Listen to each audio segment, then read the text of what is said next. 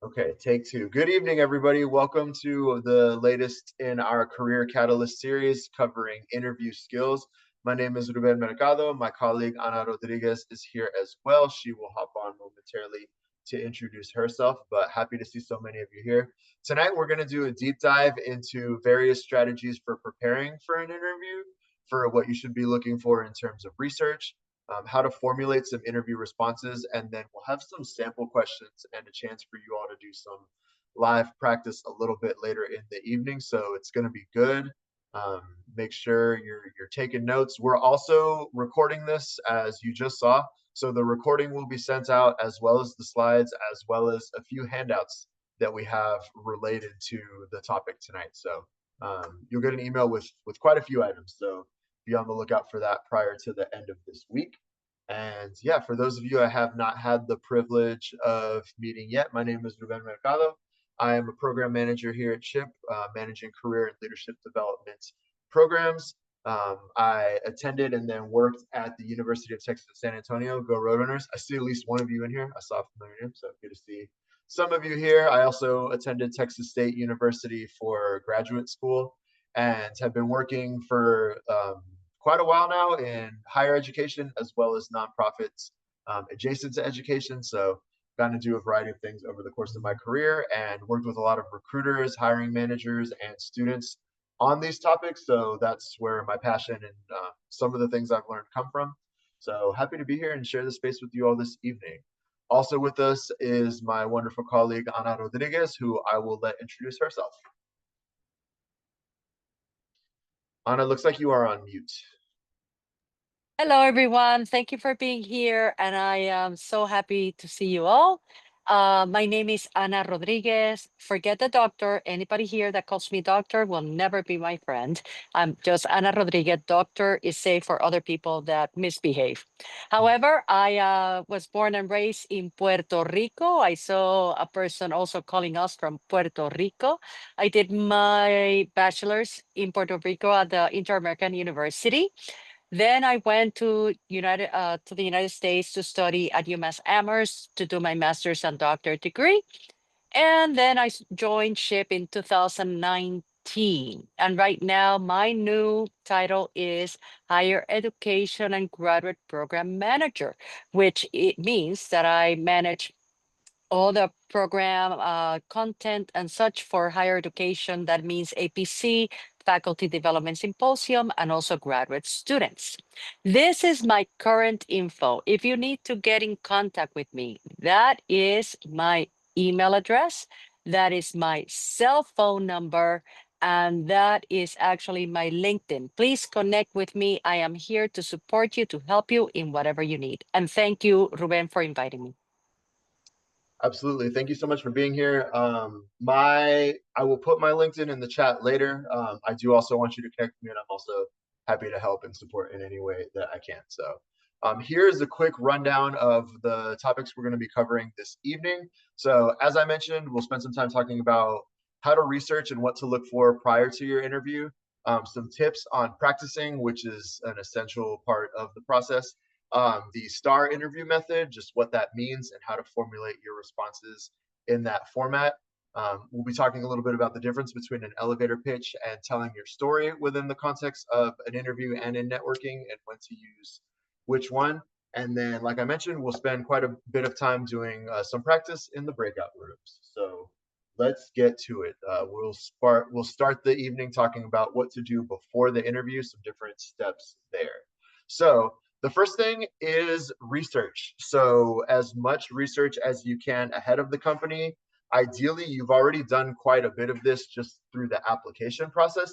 But before your interview, you want to make sure you get as much information as you can on a variety of topics. So first, on who the person that is interviewing you, just like making sure that you're familiar with their title, their responsibilities. Typically, in that first round, it's probably going to be a recruiter or somebody on the HR or hiring team. It may also be somebody that's directly has managerial responsibilities, but it could be a few different people. So just making sure that you know who you're talking to, and then also reviewing the job description. So this is important as you are applying to things. The Of course, the job description that you've applied to will have been posted, but once they have started actively interviewing, that posting's probably taken down from the website. So that's a mishap I've seen happen to some people. It's happened to myself where you're interviewing for the role, but the you can't like quite find the job description, the posting anymore.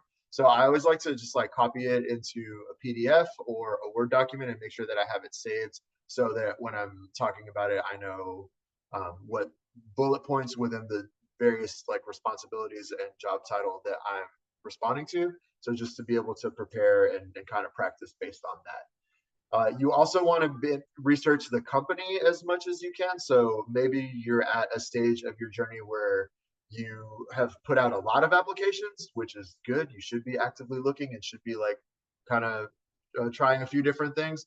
But you want to make sure that you are, of course, familiar with who you're interviewing with currently and knowing as much as you can ahead of time, especially for the portion of the interview where you have your own questions, which I'll spend a little bit of time talking about later. But spend some time looking at the company mission and vision statement. So just the things that they mention as being important to them. A lot of companies, that is what really stands out, especially later in the interview process. If they are talking to, of course, they're talking to multiple candidates, but they want to find somebody who's own passions and background and expertise aligns with their mission and vision statement. So you want to be familiar with that. I put recent headlines just to be on the lookout for any ongoing initiatives that the company is currently supporting, any like potential challenges that they're supporting.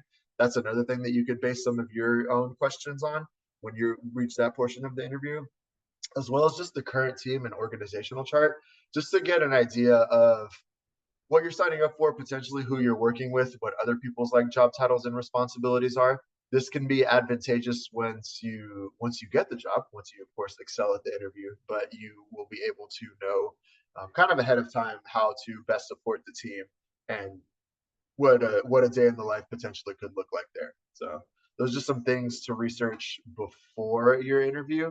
And you can look for those things in a variety of methods. LinkedIn is a good resource. The company website is of course a great one. Also, just like networking, if you know somebody that's already there, or even just the recruiter that reached out to you that you've been working with initially, just asking them for like some tips on how to look for some of those things can go a long way. So next, you want to practice. So don't ever skip this step. There's a variety of things you can do to practice, which we'll talk about this evening. And this is crucial. This is a learned skill. Maybe you're somebody who doesn't feel super comfortable with interviewing. Maybe you have not done like a professional type interview for a large scale company or an internship type opportunity in the past. So you can sharpen your skills and get better at it. And there's a lot of people that can help you do that. So I always encourage people to do mock interviews.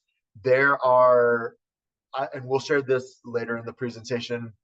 There's a lot of like common behavioral type interview questions that you can probably anticipate being asked in an interview, and you can get a hold of some of those things and just kind of have some scenarios, some things planned out for what you want to say in response to those things. So try to get a hold of that and do some mock interviews based on that. So a good resource would be any mentors that you have. So if you're already working with a mentor, great. If you're still looking for somebody, you can look for somebody at your maybe at your ship chapter, maybe somebody who's a little bit further along, maybe somebody who already has a full-time job that you've been able to connect with.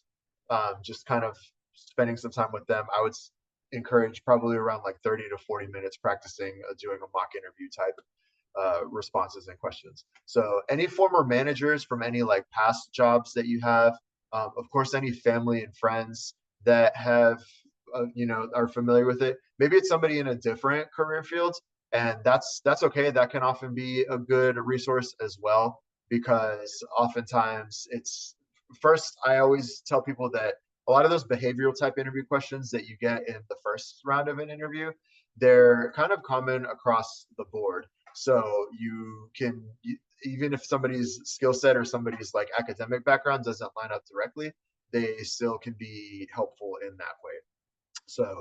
So family and friends, they can give you some pretty honest feedback. It's somebody that you're already pretty comfortable with, so that's a big advantage as well, just to kind of put you at ease at that initial part. and a good person that you can ask. So I also put in here VMock, or any other like AI instant feedback systems.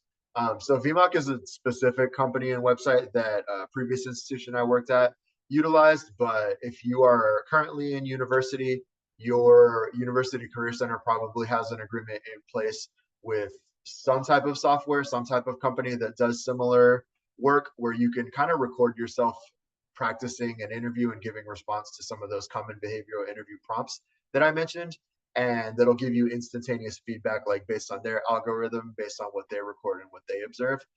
This can be uncomfortable. I know for me, like I have to do a lot of these types of presentations and we always record them and I have to watch it back afterwards. And it is a little cringe, but it's important because that's how you get better and that's how you sharpen some of those skills. So as you're able to kind of record yourself and do some things afterwards to work on those skills and get a little bit better at. So and then I already talked about like looking for common behavioral interview questions. That is one of the resources that we have a little bit later in the presentation. So we'll give you some things to work on ahead of time and some starting points there. So I spent a lot of time talking about how in the context of the interview, it's important to also have your own questions. This is crucial because always remember that even as they're interviewing you and assessing if you're a good fit for their company, you're also interviewing them and making sure that it's somewhere that you want to be, somewhere that is a good fit for you, somewhere where you feel like you're going to be comfortable and successful. So these are some types of questions that you can ask in an interview to assess those things. So just knowing how they measure success in that role. This also communicates to the person interviewing you that you're already thinking ahead. You're already kind of envisioning yourself in that role. You are already thinking about how you can hit the ground running and be successful right off the bat. So that's a good question to ask pretty early on. Also, if they can describe the company and team culture, that really assesses the part that I was talking about in terms of assessing the culture and knowing if it's somewhere that's going to be a good fit for you and somewhere that you're going to be successful. So that's a good thing to ask. Also, just any big challenges that they're facing right now. This can also be somewhere where you tie in some of the research that you did. So if you saw any recent headlines, any initiatives or big projects that the company is working on, this is somewhere where you could mention that and ask just like what their team is doing to assess that challenge and how you potentially could contribute in your new role, whether it be as an incoming intern or as a new professional in that company. So, and then of course, the final one will be any next steps in the hiring process. You can anticipate that they're going to cover this, but that's usually the last one that I like to ask in an interview, just to prompt them and just to make sure that you have a clear understanding. This is also important to know so that you can anticipate when to hear back and make sure that you are keeping track of those dates. That's a common thing that I usually get asked by students and early career professionals is when is too soon to follow up and when they should follow up. You should always follow up. So regardless, after the interview, make sure that you're thanking them for the opportunity and sending just a quick note thanking them for the interview. But also if they tell you you're going to hear within 2 weeks and it's been 2 weeks and you haven't heard anything, there's nothing wrong. I would remember what the last business day they said you potentially could have heard back from them be. And if you haven't heard anything within like 2 to 4 days after that, trying to respond and just sending a quick follow up and saying, hey, we spoke on this date. I'm still very interested in the role. And I was just curious about any next steps regarding my candidacy. So that's a pretty easy format to send and a good way to follow up and again, reiterate your interest. So, and then also just talking about utilizing the various tools that are at your disposal. So AI, Chat GPT can be very helpful. So a common trend I've seen now is people uploading the job description, again, that you had saved from when you were applying into Chat GPT and asking it to formulate some questions that you can probably anticipate in the interview. So that can be a helpful tool. In addition to some common behavioral interview questions, maybe it can help figure out some company specific questions or some technical specific questions that you might anticipate being asked. So that's another step in the process that I would anticipate and that I would try to spend some time doing. So okay, next we're going to get into some of the specifics regarding formulating your interview responses, and we are going to talk about the STAR interview method, which is best practice A lot of the companies that I've worked with in the past, a lot of universities recommend that people formulate their responses in this format. Just for my knowledge, just for a little participation, for it's been a long day. I can't talk to it. But if sound off in the chat or raise your hand if you are familiar with this, if you've heard it before, something you're familiar with. If not, great. That's what we're talking about tonight. But I'm sure a couple of you have probably been familiar with it from some time in the past. But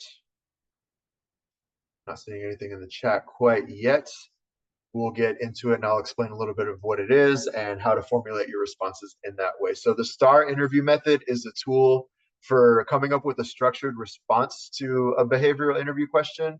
So just kind of a way for you to stay organized within your responses and make sure that you're addressing all the different components of the question. So this is helpful in behavioral and technical interviews. I get a lot of questions on technical interviews. It can vary a lot from company to company, and I always remind people, encourage people that typically you can probably anticipate your second round interview being a little bit more technical. But something that I always recommend people do in terms of preparation for any technical interview questions, if you are further along in the process, is make sure you're familiar with everything that's on your resume, any coding language, any software that you have listed, any technical skill, you can anticipate is probably fair game to be asked about in a technical type interview question. So spend some time brushing up on each of those, on anything that you have listed in your resume. So, and then for behavioral interview type questions, this is the STAR method and how to structure your responses in that way. So the first step is describing the situation that you were facing, whether the example you were giving is from a job that you were in or a leadership role that you had, or even a volunteer experience, whatever it was, just making sure that you were describing the situation, setting the stage for what the challenge that was facing your organization was. And then the second step in that process is describing the task. So why you were involved in this scenario, what your direct responsibility or role was within the context of the response that you're given. Next, you want to describe the specific actions that you took in this example. So a common mistake that I'll see people do in interviews is that it'll get a little vague. They do a good job describing the situation, but then when it comes time to describe the action, they're really talking more like what the team did or just like how they went about it. But I, as an interviewer, want to know what you specifically did within that situation and the specific actions that you took. So making sure you have some examples off the bat for that. And then finally, what the result was, what the outcome was. This, I would say, is the most common mistake I've seen, especially in like early career or student interviews, is that people get nervous or get a little shy about describing the results or the outcome, especially if the question is quote unquote negative in some way. So two of the examples you'll see later, and these are common, you'll see these in a lot of interviews, are describe a time that you had a conflict on a team and you still had to accomplish a goal, or something along the lines of describe a time that you failed at a task. So people get a little nervous in those types of questions because it's an interview. You want this job. You don't want to talk about a time you failed. You want to talk about your successes and your wins. But what the interviewer is trying to assess is how, in those types of situations, kind of how you regrouped, how you were still able to come up to some kind of satisfactory outcome, or just what you learned from it and how you can avoid maybe some of those mistakes or some of those conflicts in the future. So there's nothing wrong with conflict. It's just a natural part of life, of work. It's something that's going to happen, but you have to be able to navigate those things effectively and be able to describe how you went about navigating that. So have some examples ready to go where there was like a positive outcome for that. Same thing with failure. Failure is just like common. It's going to happen. So you just want to make sure that you're able to speak to what you learned from it and how you kind of improve things moving forward from that point. And then here is an example of the type of response that you can give to that question, the one that I was just using an example. So tell me about a time that you made a mistake. How did you handle it? So you'll see here in this response, this example, they did a good job, just a couple of sentences describing the situation. So where they were, what their exact responsibility was, and what exactly happened. So this is a good, concise example of describing the situation. This can be, if you're not careful, the part that you spend like the most amount of time on when talking about, when giving a response in a behavioral interview type question. So you want to be concise. I always target around 3 or 4 minutes per interview response. You probably don't have a watch going like as you're giving the interview, so it can be hard, but that's why practice is important. So you can kind of time yourself and see where maybe you're a little too brief or where you're maybe a little bit rambly. And just especially in the situation part, making sure that you are kind of describing it a little concisely like this person did. Then you talk about the task. So just like what the exact responsibility that you had within this example was, and then the specific actions that you took. This typically should be kind of where you spend the most amount of your time, where you're describing like the specific actionable things that you did and how you were able to resolve this issue or how you were able to address this example. And then, of course, what the final results was, especially if you can mix in, just like in your resume, if you can mix in any numbers, if you can give any like concrete things like that, that's something that'll stand out as well and it'd be really helpful for your candidacy as well. So then I put the source that I got this from. I just like showing my work. So this is from Indeed, which is a good resource for job seekers and kind of that career preparation type stuff. So that's where I got it from.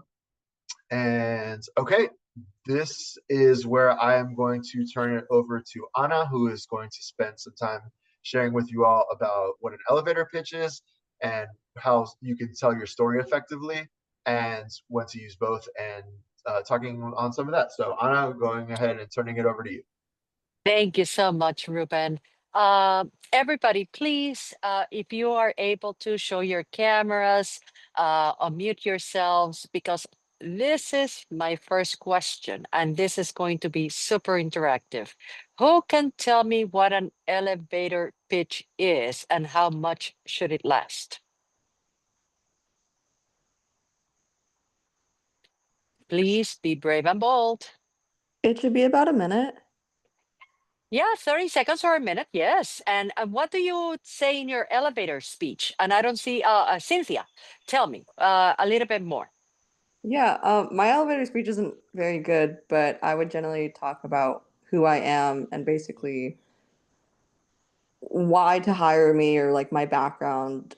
The idea is if you're stuck in the elevator with the CEO, like what do you tell them about yourself? Absolutely, absolutely. Anybody else? Cynthia, thank you so much. And I know there are a lot of more people here. Don't be shy. Come on. Cynthia is not the only person here. There has to be another person that will be brave and bold. Anybody? Please? Pretty please? As a student, I would probably start with my major and any relevant internship experience I have, and then what I'm seeking from this like company or recruiter. Yes, yes. Great. Thank you, Carla. One more person, please. I have Chiptinas. Where are the other Chiptinos here? Who's going to speak? Yeah, so for an elevator pitch, I kind Uh-huh. of heard it's like you introduce yourself, your major, your university, and then you go into kind of like I guess like your passions within your major or study, and then you then explain like how your like experience aligns with that. Yes, and Gael, you only have 30 seconds or a minute. So how do you fit all of that in 1 minute? Just do you have an elevator pitch that you can share with us or you're working on it? Yeah, that's why I'm in the meeting. I want Oh, to work on it better. absolutely, absolutely. And then who can tell me about storytelling or telling your story, and who has heard about this or not at all? Please share your experiences.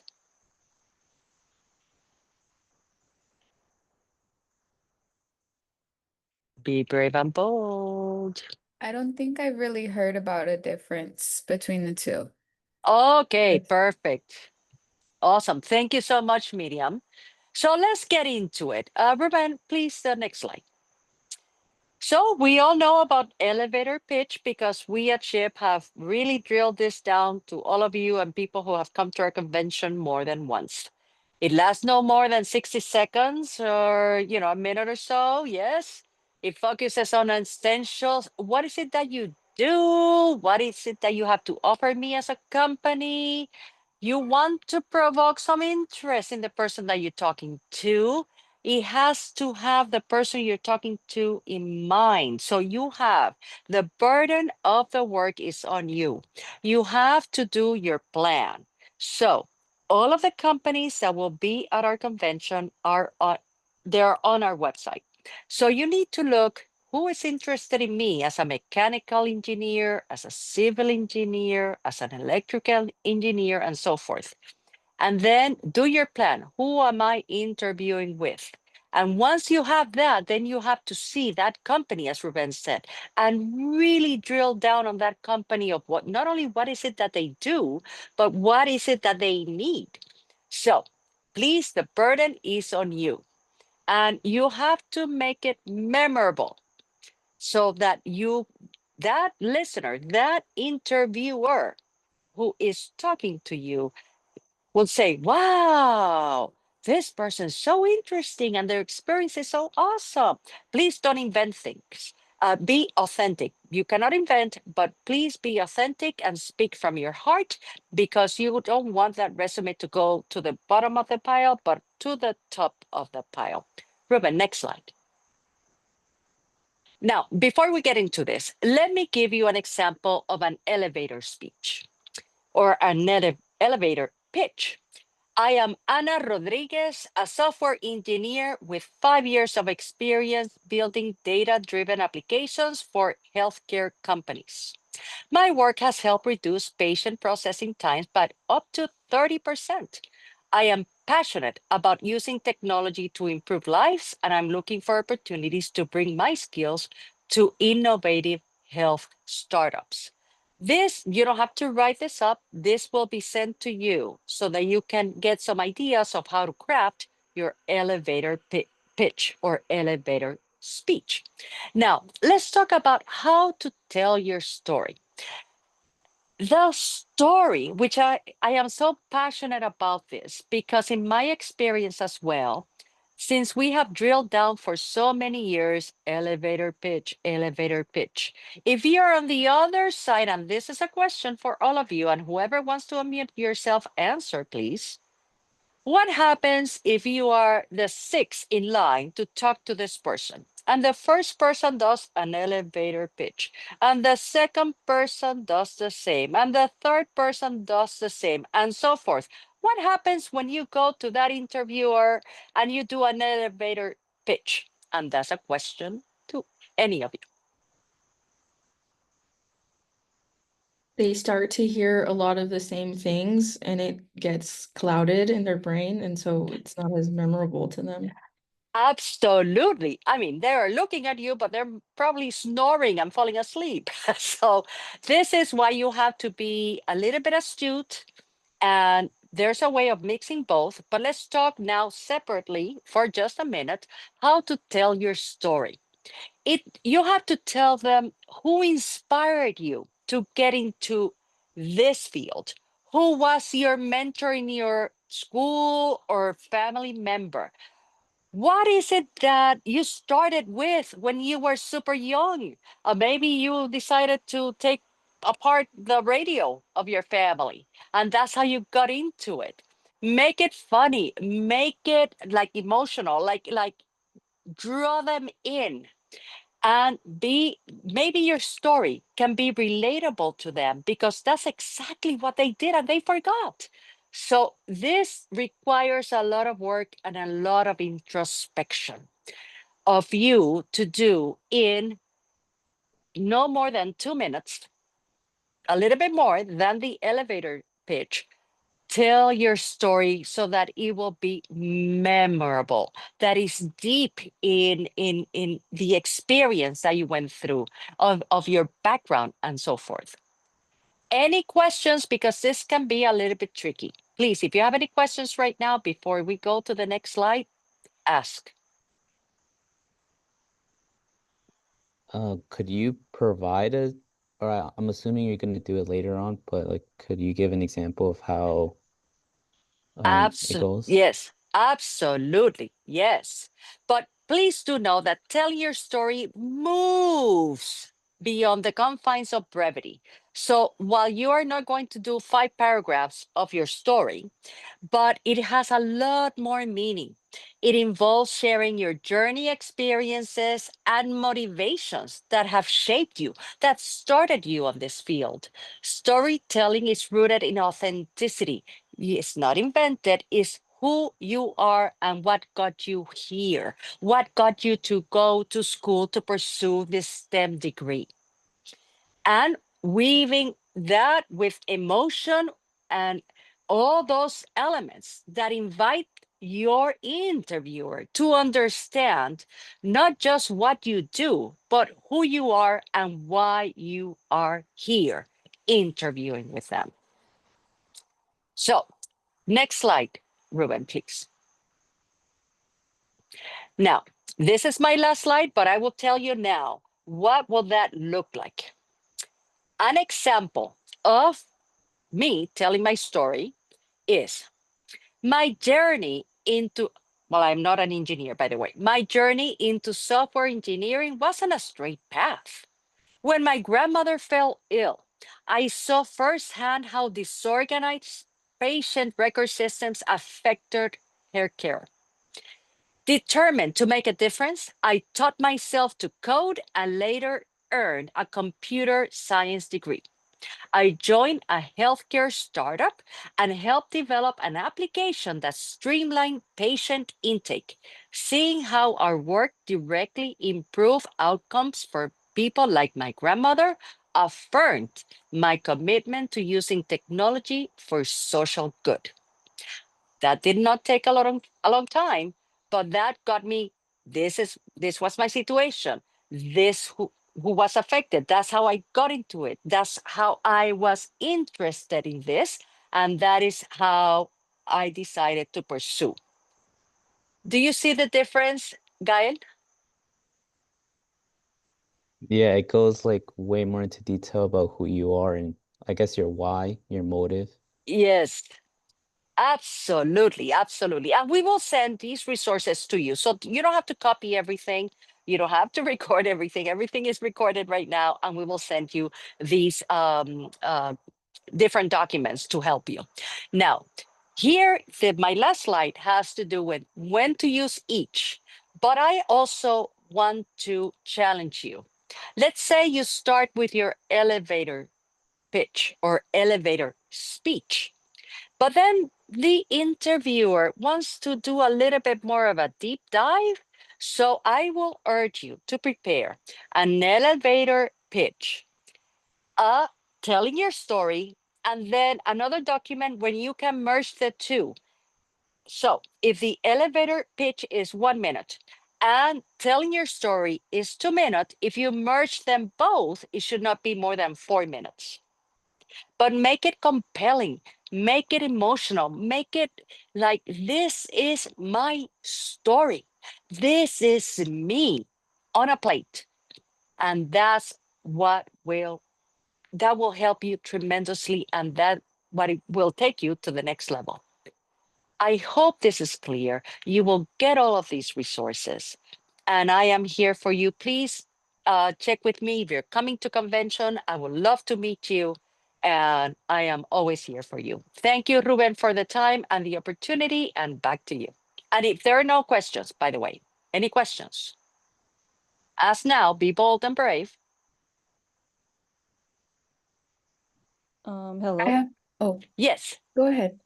Yeah, thank you. I was wondering that I heard that elevator speech is usually used during career fair, but when I was in career fair, I realized that it's very busy and people are um, like noisy. So when I try to speak elevator speech, then I cannot really tell what I want to explain.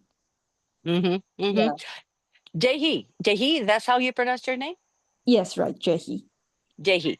Jehi, great question. Yes, it's very noisy. What I want, and this is the burden of work, I need for you to think in 60 minutes, 1 minute, what that elevator pitch or elevator speech is, and then do a different document of what is your story, how to tell your story in 2 minutes.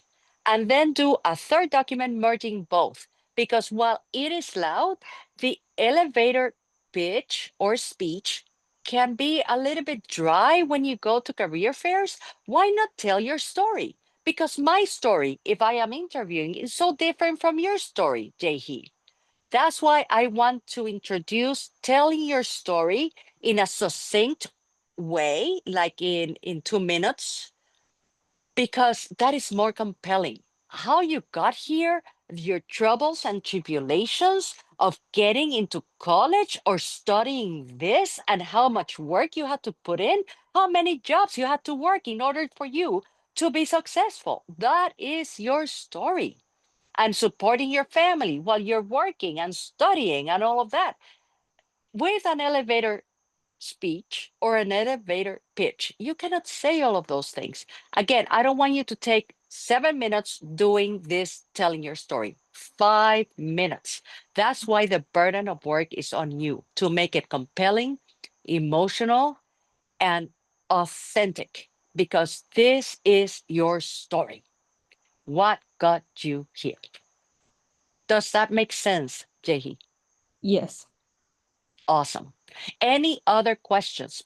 Again, this is tricky, so now's your time to ask your questions. I have a question. Yes. Um, so in the example elevator pitch you gave, you're like, oh, I have 5 years of experience in this. But as a student, I don't necessarily have those experiences. So what kinds of things would you recommend throwing into the elevator pitch that can replace years of work experience? Okay, Miriam, don't mute yourself. Let's Okay. have a conversation here. Don't mute Okay. yourself. Okay, so you're in college, right? Mm-hmm. Now, what have you done in college? Have you worked? Do you have a job? Do you do research? Do you work with a professor? What have you done? I work at a cafe on my campus, and I did research this past summer. You worked at a cafe. Perfect. What Mhm. did you do in that cafe? Took orders and made orders. Okay, took Cleans. orders and made orders. Did you arrive on time? Yes. Did you do the best work that you could at that cafe? Yes. Did you maintain your GPA when you were working at that cafe? Yes. Excellent. So that's your work experience. I was Okay. not only taking so many credits, I also work in this cafe Mhm. because I needed to pay for my studies and I was working. I kept my GPA steady. This is my GPA because that's work. Mhm. Listen, work doesn't need to be that you're in your industry. Work is what else are you doing besides maybe you are in a school, helping a teacher, being an aide. It is work. Either if they pay you or not, you're still studying as well. So that's a real burden. You are working while you also have to study, you also have to attend your classes and keep your GPA. Don't you think that's important, Miriam? Yes, I do. Yeah, so that's what you have to talk about and write your story Okay. about that and how hard it was because you had to support your family and send money back there or whatever it is. it's your story. Every single thing that you have done is so important and so relevant to what your story is. Okay, thank you so much. My pleasure. Anybody else has any other questions?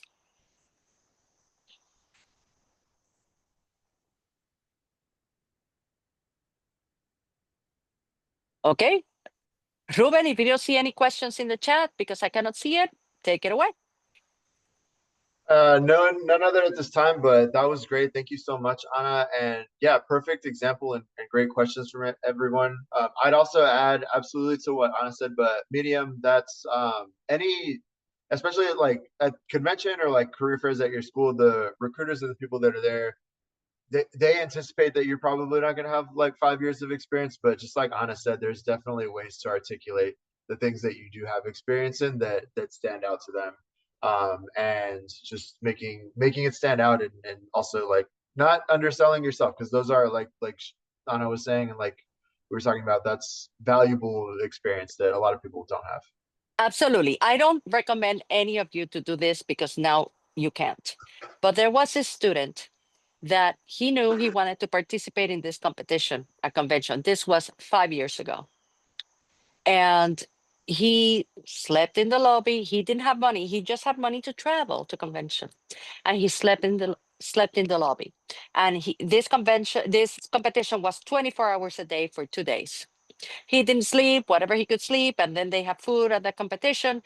But then he succeeded. He won in this team. He was given a job. What I'm saying is, sacrifices that you do right now, whatever it is, working at a cafe, helping a school, doing this, that, or the other thing, those are your experiences right now. And you have to acknowledge them and really feel how hard you have worked to do all the things that you need to do to get you through college. And that is what's going to help you write your story for you to be successful and be brilliant at the career fair. Thank you, Ruben. Thank you. That was great. Okay, so we are going to get into the breakout rooms and spend some time practicing. So I have over the next couple of slides, and then I'll also be putting these in the chat. So each of these examples. So I mentioned some common behavioral interview type questions that you can probably anticipate in an interview. So I'll go again. These are going to be in the chat, but just kind of take a look, start maybe thinking of some potential responses now. Of course, giving an example of a time that you had conflict with a team member, how you went about handling that, a time that you made a mistake at work, and how you resolved that problem and what you learned from it. An occasion when you had to manage your time to complete a task, how did you do that? You can always anticipate, especially in a first round, something assessing like your time management skills and your just ability to multitask and really manage a project. So a time you had to manage your time. Describe an occasion where you failed at a task and what you learned from it. So similar to the mistake question, just something maybe that didn't go according to plan, something that didn't, for whatever reason failed. Just any lessons learned from that. A time that you took initiative in your career or in a leadership role or at a job, just anything like that. Just the time you took initiative, what your motivation for doing it was, and then of course the other portions of the STAR method. So just like what the outcome and what the result was. A time that you had to use your leadership skills to motivate your team or other colleagues. A time you were responsible for a task that you didn't receive training on or were unsure how to complete it.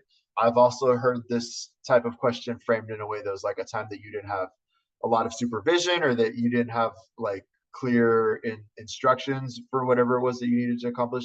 Basically assessing how you are able to work independently and how you handle situations like that.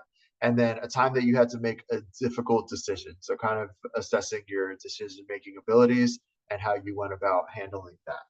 So I am going to, here, we're going to do the breakout rooms. I'm going to stop sharing so that I can copy from the presentation into the discussion. And then we will get started moving people around. While I am doing that, a quick reminder for any of our professionals or mentors that have joined us this evening. If you want to go ahead and name yourselves that in the display here on Zoom, that helps us, because ideally I would like to have at least like one professional per breakout room. I want to give the students enough time to practice, so we have plenty of time. So I'd like each of our students that are here to just at least practice doing one interview type response to these questions. So you'll have plenty of time. And I'm also going to put in the chat again just the steps of the STAR method and what each of those are. And then that is the last step. So those are all in the chat now.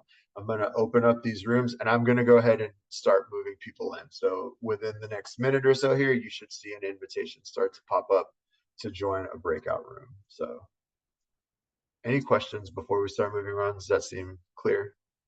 I'm also going to stop. I'm also going to pause recording so we're back in the large group. Oh, and you're each going to have,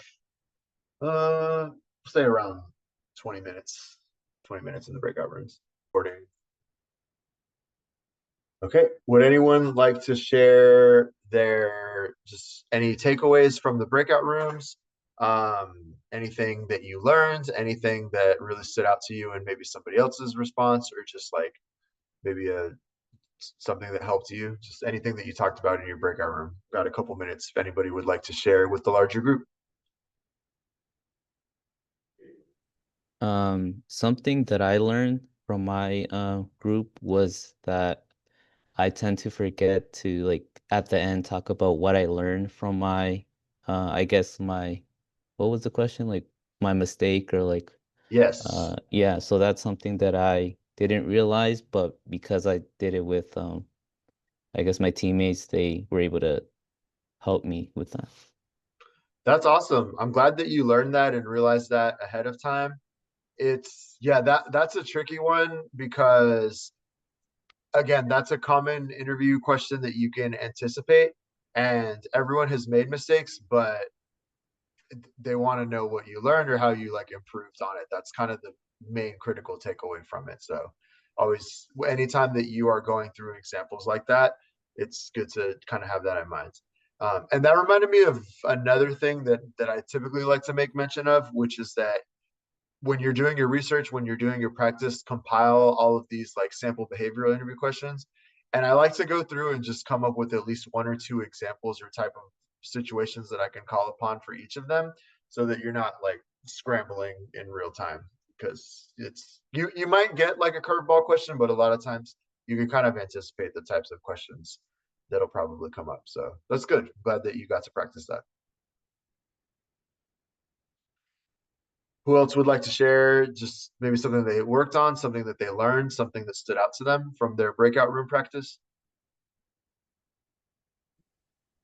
Something that I learned that I thought was helpful was that when answering your question, you can kind of incorporate part of the words they use in the question into your answer, and that could be helpful, especially if it's like the AI interview, because they look for those words in what you're saying. Yeah, great example, especially for, so in all the examples that I've been talking about tonight, it's kind of for the like direct interview type things, but there is an increasing number of companies, especially for like the first round, that'll do that pre-recorded, like record and upload your responses. So that is a really good strategy for navigating that. So good shout, good discussion that y'all had.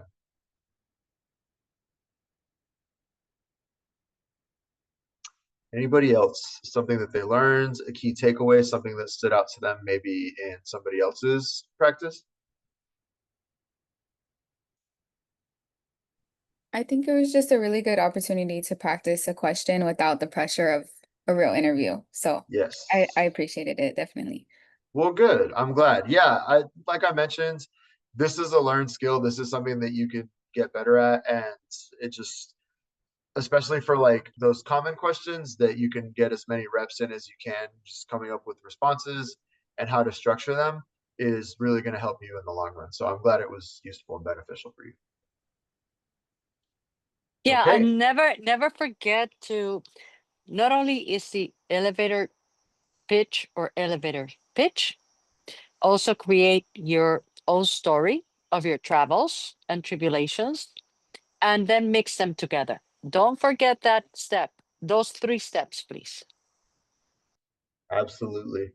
Okay, well, good discussions. I wanted to do a quick plug for our next event. As of now, for the Career Catalyst series that we've been working on, this is kind of our last like structured event, but we may try to do something else before convention. But we have a speed networking event on October 8th. So we'll have a brief presentation on networking and just like strategies and tips for that. But a lot of it will be real-time practice where we'll have different breakout rooms and kind of a speed networking opportunity for students and professionals. So this will be a couple weeks before convention. Really good opportunity to practice, good chance to meet different people ahead of time. So maybe when you go to convention, if you're going and not anticipating knowing a lot of people, you'll at least know a couple people that you met virtually beforehand and potentially some future colleagues or some future coworkers. So make sure that you attend that. That's the QR code to register for that event, but we'll also be sending that in the email that goes out after this meeting. I got a lot of things to send out. So it'll be all the handouts from this meeting, the recording, and then just like the RSVP info for that last event. So any other questions, comments, any other discussion points from any of our participants regarding anything that we talked about this evening?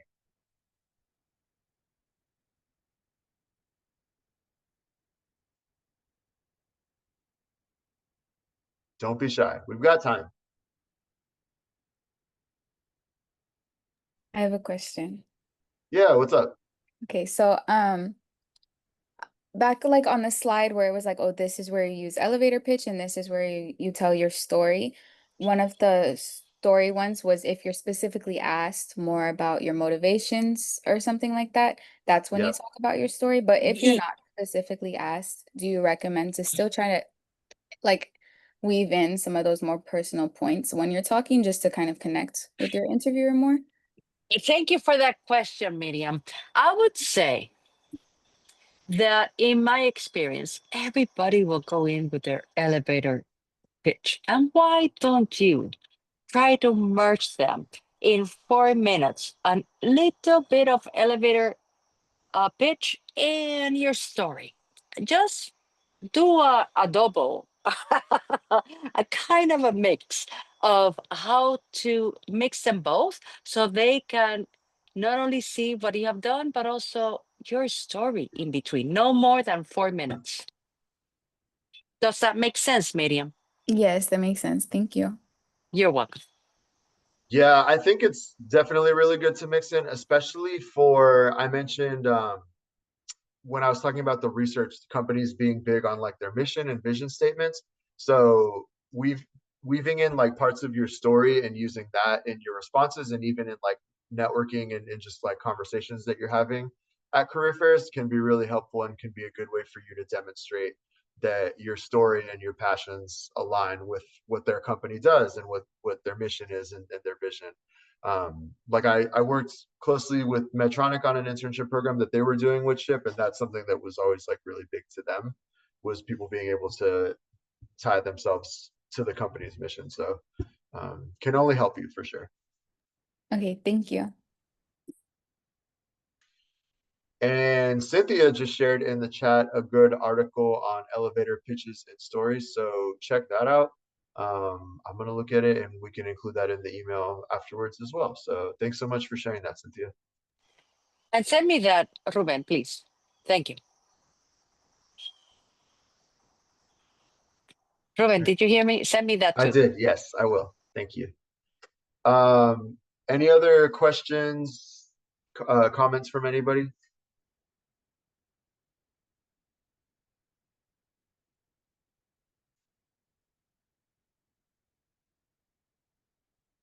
Hi. I just wanted to ask that most of our elevators speeches or elevator pitches that we would be having, they would also be like tailored to the to the requirements of, for example, the recruiter at a particular career Yes. fair. Yeah. So would you say that is it helpful if it's rehearsed, or it should be specifically tailored to that particular situation and those You have particular questions? Yes, I need for you, and this is what I said at the beginning, to research which company you're going to interview with. And once you have that, then you have to do a little tweaking with your elevator pitch and also with your story for you to intrigue who you're interviewing with. So yes, you have the burden of the work is on all of you. You have to do that research of who you're interviewing with, research the company, and then do those elevator pitches or speeches per company. But Ruben, maybe you have a different take. No, I agree. Yeah, it's because you asked about like practicing and having it rehearsed, but yeah, absolutely.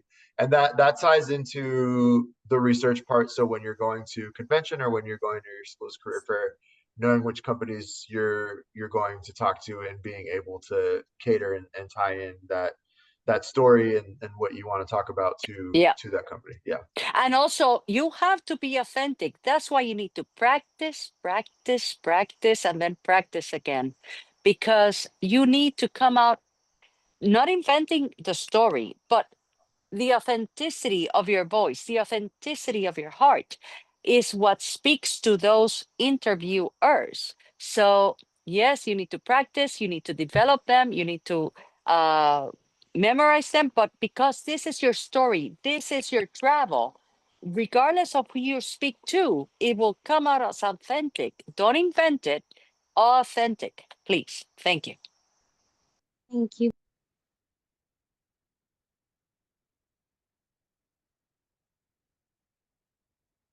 Really good questions. Anybody else have anything that they'd like to ask for the group?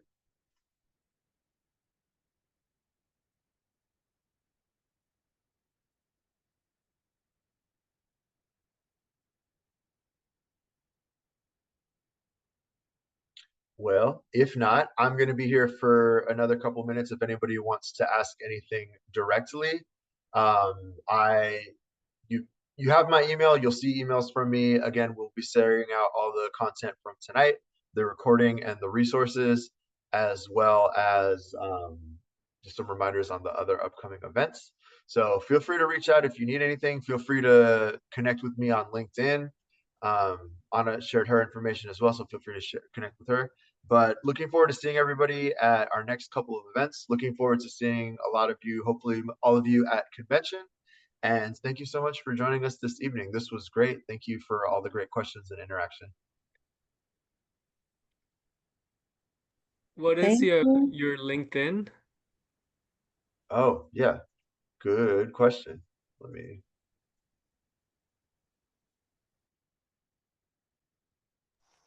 I hope you all copied mine and befriend me. I would love to assist you if you have a question. I answer quickly and please connect with me. It's in the chat. Awesome. Thank you, Ruben. Thank you, everyone.